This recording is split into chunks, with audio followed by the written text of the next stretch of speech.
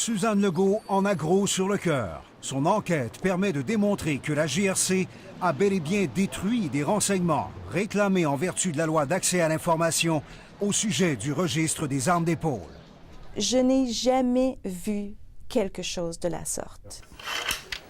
Avant même l'entrée en vigueur de la loi qui allait éliminer le registre des armes d'épaule, la commissaire avait obtenu la garantie du ministre de la Sécurité publique que la GRC conserverait les données, ce qui n'a pas été fait. Il n'avait pas le droit de les détruire. Voilà que le gouvernement conservateur en profite pour inclure dans son projet de loi de mise en œuvre du budget une disposition qui annulerait rétroactivement l'infraction que la GRC aurait pu commettre. C'est essentiel de mettre fin à ce débat.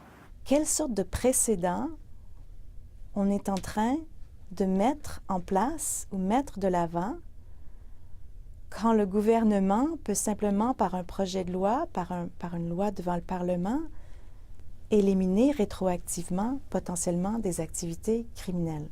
L'opposition est furieuse. C'est grave la façon dont il se couvre.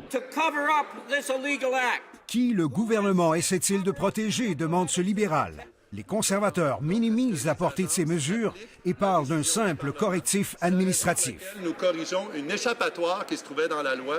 Et, Monsieur le Président, quand les libéraux vont-ils arrêter de s'acharner contre les chasseurs, les pêcheurs? Pour la commissaire à l'information, rien ne justifie la décision du gouvernement. Suzanne Legault compte se battre et lance un appel aux députés.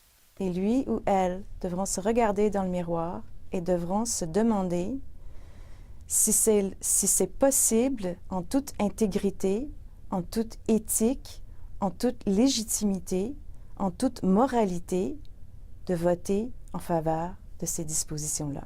Mais avec un gouvernement majoritaire, les chances que cela se produise sont pratiquement nulles.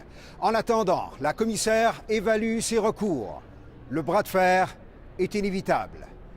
Ici Marc Godbout, Radio-Canada, Ottawa.